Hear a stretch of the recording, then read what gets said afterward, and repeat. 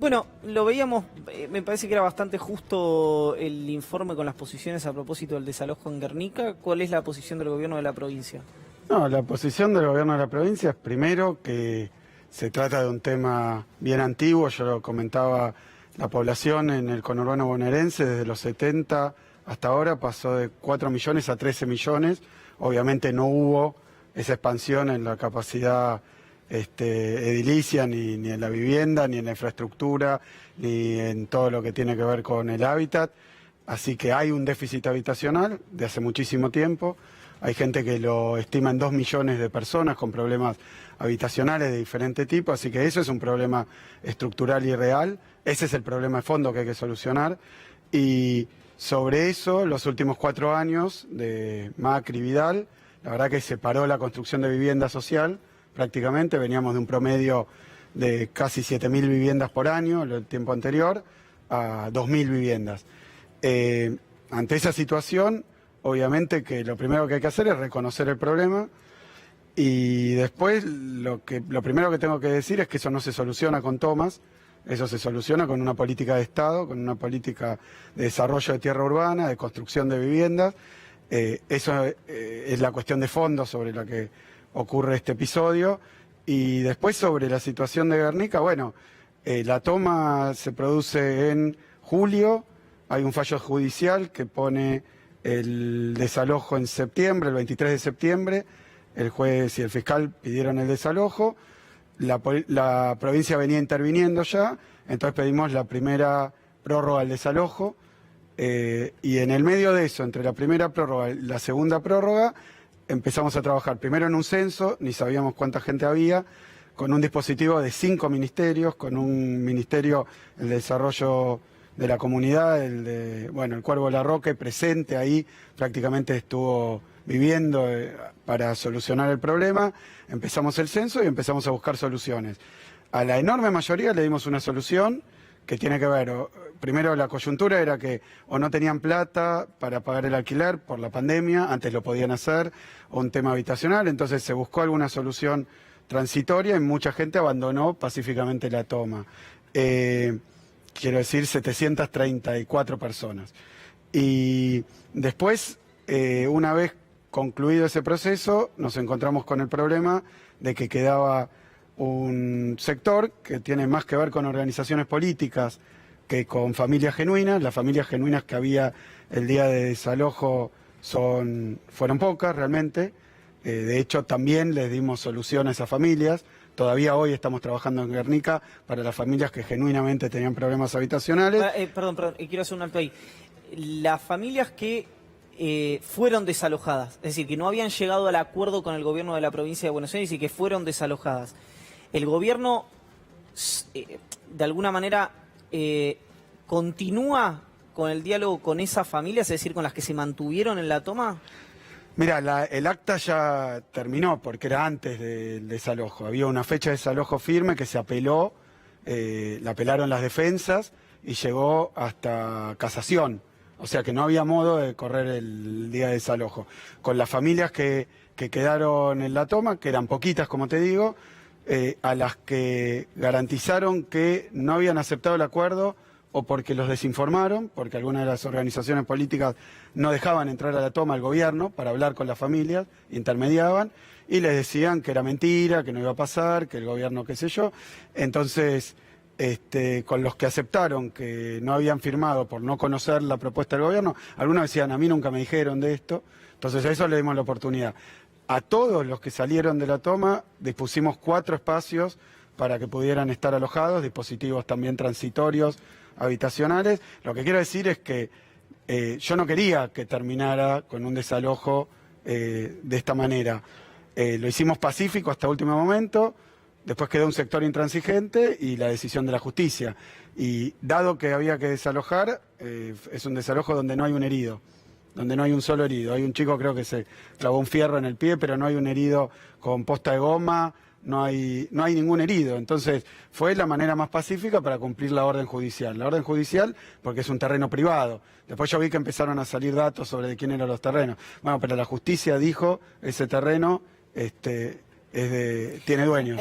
Hay algo que se repite habitualmente que es, y perdón el lenguaje, pero es que los problemas de mierda tienen soluciones de mierda, digamos, ¿no? La crisis habitacional es un problema espantoso y nunca la solución estructural, está claro que puede ser el desalojo, sino una política habitacional. Ahora, pregunto, ¿por qué no se comunicó bien? Porque, un proceso, el ministro de Desarrollo de la Comunidad me decía, hay un proceso también propio de las redes sociales de necesidad de marcar posición permanente. Por una idea de inercia opositora, de cabeza opositora, o por qué que hubo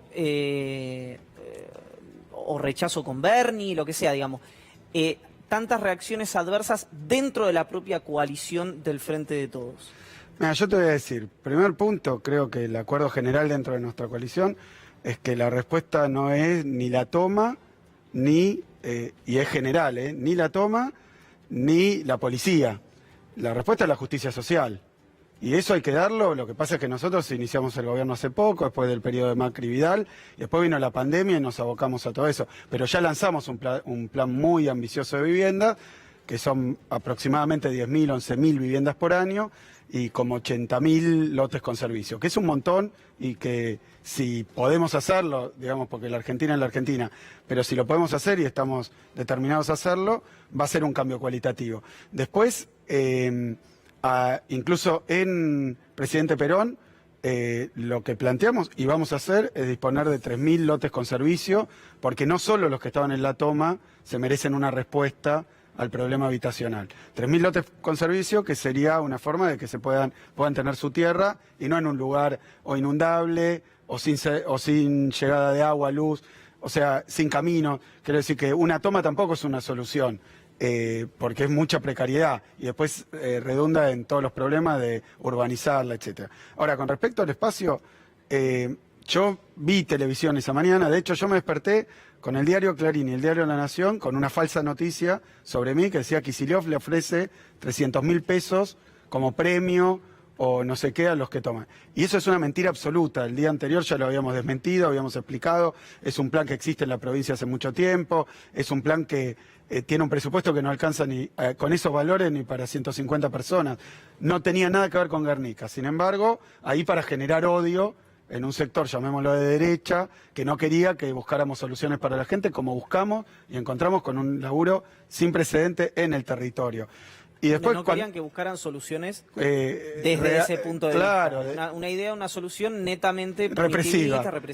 Y nosotros lo que hicimos fue posponer todo lo posible y cuando llegó la salida no fue represiva, fue un desalojo, es cierto, mucha militancia de determinados espacios políticos que habrán tomado la decisión de resistir o de generar algún conflicto y pocas familias. Pero volvamos al tema anterior. Era cuando se levantó usted el día del desalojo. Una falsa noticia para generar odio en un sector. Sí. Y después cuando empieza el desalojo, que empezó muy temprano, con una saturación de fuerzas que no es para hacer un despliegue exagerado, sino porque es un principio para que no haya violencia, que haya una superioridad numérica muy importante, sobre todo si había gente con bulones. Pero bueno, no quiero cargar las tintas sobre eso. Eso estuvo terminado, ni un herido, y todas las familias las recibimos, las atendimos y le dimos una respuesta. Ahora, cuando uno miraba la tele a la mañana, decía 3 muertos. Dijo, incluso creo que este canal, un tiempo largo, decía 3 muertos. Entonces puede ser que una parte de nuestro espacio haya pensado que se trató de un desalojo de otra forma de la que fue y que desconociera una parte importante del trabajo que se hizo antes. Puede ser, o tal vez tienen otra opinión y tienen todo el derecho a tenerla. Yo creo que nosotros lo que tenemos que hacer ahora, que hay un enorme consenso, y además es lo que nos propusimos, lo que dijimos y lo que vamos a hacer, un ambicioso plan de vivienda que no va a solucionar todo ni en un minuto, ni probablemente los 2 millones de problemas que hay habitacionales en la provincia. Pero va a dar un camino, una perspectiva, y creo que con lo que hicimos también, con la generación de una unidad de tierra y vivienda a cargo del Ministerio de Gobierno de Teresa García, lo que hacemos es todas las oficinas en las que estaba dividida la cuestión de la propiedad de la tierra y la regularización de la tierra, unificarlas. Eso va a permitir no solo generar tierra urbana, que es un problema en el conurbano, generar tierra en condiciones para que la gente pueda estar, generar vivienda, sino que además nos va a permitir regularizar la situación de barrios privados, de country, que también dije eso en el medio de este conflicto y pusieron el grito en el cielo. O sea que yo creo que hay una campaña muy intensa y hay que ver cómo... Hay que ver, yo creo que la información completa lo que nos dice es, había un desalojo, queríamos que fuera pacífico, hubo un sector muy intransigente, lo impidió, nos impidió llegar a una parte, se desalojó de esta manera, no hubo heridos y hoy todavía estamos atendiendo a los que tenían el problema genuino. Si alguien fue ahí a hacer el aguante, no tenía ningún problema de vivienda. Entonces, y era la gran mayoría de los que estaban en la fase final. Ahora, hay un punto central sobre esto que me da la sensación, digamos, por supuesto uno puede estar en las cabezas y los corazones de la gente que se opone al gobierno de la provincia o que se opone a la política de seguridad del gobierno de la provincia, pero es una sensación que es el perfil del ministro. Es decir, si el ministro Berni estoy hablando, ¿no? Si el ministro no tuviera el perfil alto que tiene y fuera simplemente un ejecutor de la política del gobierno provincial o de la vicepresidenta o del presidente, habría, por supuesto, diferencia de criterios con esa política, pero me da la sensación que menos, que la irritación que genera muchas veces Berni tiene que ver con su perfil altísimo y la narración de su propio mito, digamos. Mira, Sergio es un dirigente político de la provincia de Buenos Aires de hace muchísimo tiempo, tiene opiniones dichas que es verdad que hay un sector que no le gustan para nada o que no comulga con eso. El que toma las decisiones en materia de seguridad es el gobernador. Y en este caso era que no hubiera ni un herido. Y efectivamente creo que si uno mira la historia de los desalojos, de tomas, donde hay un sector que no quiere no ser desalojado, sino que quiere probablemente que haya conflicto muy fuerte y mostrar eso, creo que dadas las circunstancias, repito porque me lo ha marcado, nadie quería eso. Queríamos arreglar con todo el mundo, con una solución transitoria que fuera en un lugar y después darle una solución definitiva a ellos y a todos los demás, si podemos, que tienen problemas de ese tipo. Porque la toma me parece que es una solución ante la ausencia política del Estado. Entonces nosotros ni tomas ni palos, justicia social. Pero bueno, la verdad es que si es cuestión de forma, ya Cristina dijo alguna cosa sobre la forma. Me parece que está una cuestión del contenido de la política, que es este. Nosotros, de hecho, ahora, el otro día, estuvimos con Alberto anunciando una política de seguridad preventiva. La idea es esa. Obviamente estamos en una situación que todos conocen, de la pandemia, la situación económica. Hay muchísimos factores, pero la verdad que la respuesta tiene que ser esta y la línea está decidida por el gobernador. Hay una versión que no sé cuánto hay, sé que habló hoy el ministro Daniel Goyan no sé si hoy o ayer con este canal, sobre el tema vacuna. Digo porque lo estaba escuchando de fondo, después del viaje de la viceministra de Salud a la Federación Rusa. ¿Hay alguna expectativa de empezar a vacunar, aunque sea un sector minoritario, pero que le ponga una zanahoria a la sociedad antes de fin de año, o no quieren arriesgarse a poner fechas? No, no me arriesgo a poner fechas. Sí hay no solo una expectativa, un trabajo. Yo personalmente he hablado con muchísimos de los proveedores. Sabes que hay 10 vacunas que están en la fase final, en la fase 3, que ya es experimentación en grupos muy grandes, y que ya pasaron...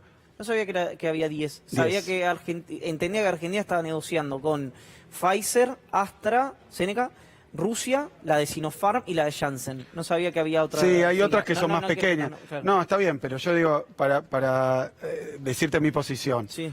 Estamos buscando la primera vacuna que esté en condiciones de ser aplicada, que llegue a la Argentina.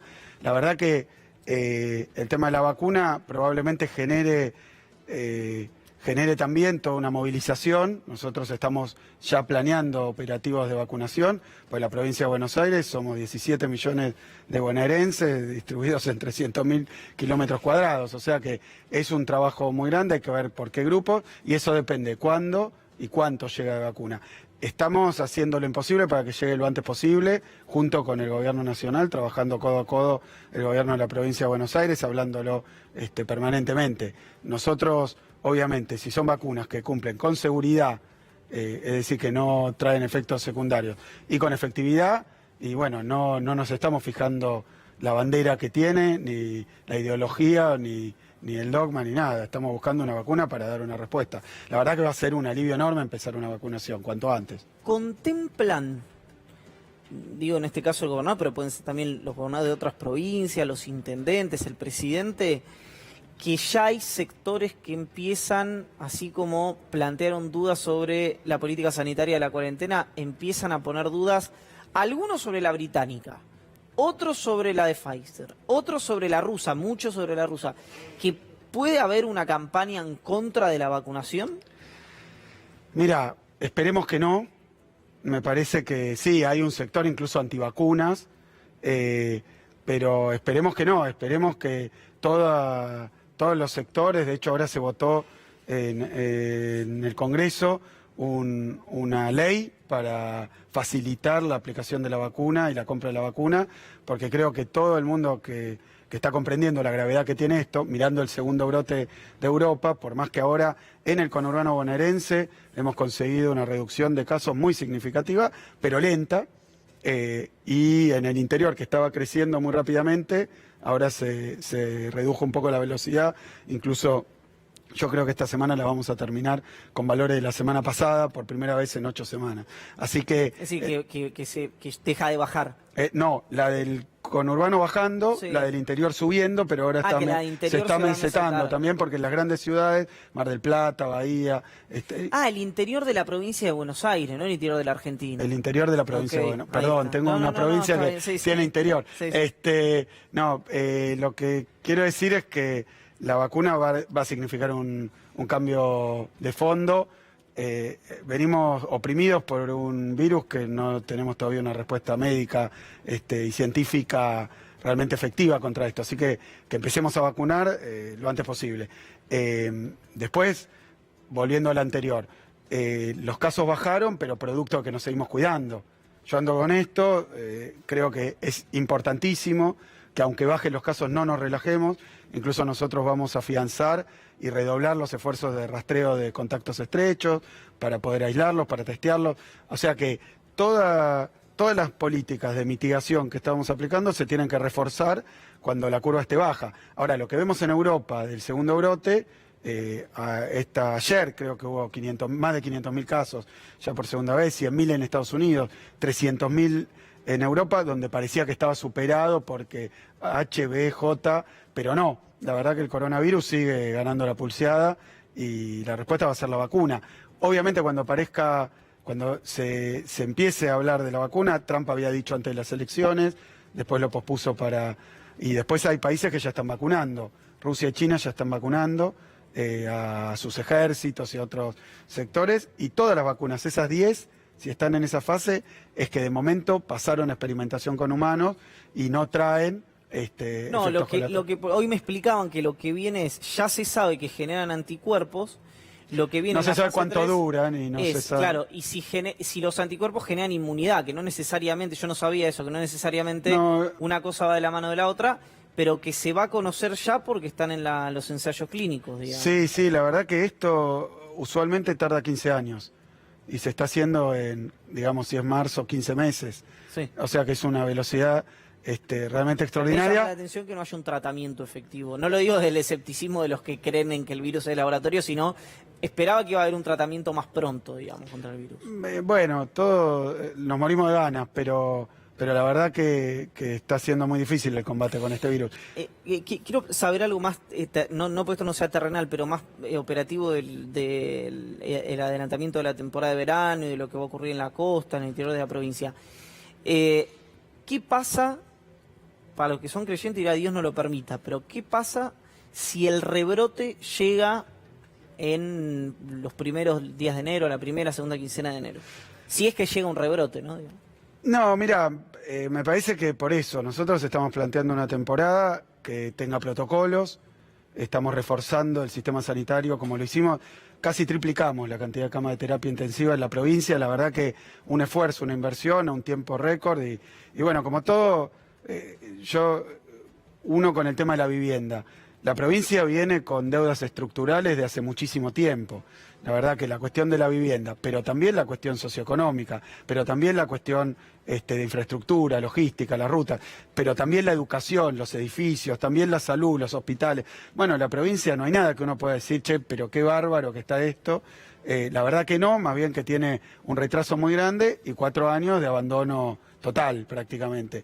Entonces yo creo que nosotros nos hemos planteado transformar todas todos estos vectores que van a hacer a la calidad de vida, y no en 10 minutos, sino poner en discusión estos temas, no taparlos, no esconderlos, ponerlos en discusión, ir solucionándolos. La temporada de verano, yo creo que si hay vacunación, empieza la vacunación, al mismo tiempo siguen bajando los casos, aprendimos a cuidarnos, no hay que bajar las defensas con esto, las pocas que tenemos, no hay que bajarlas.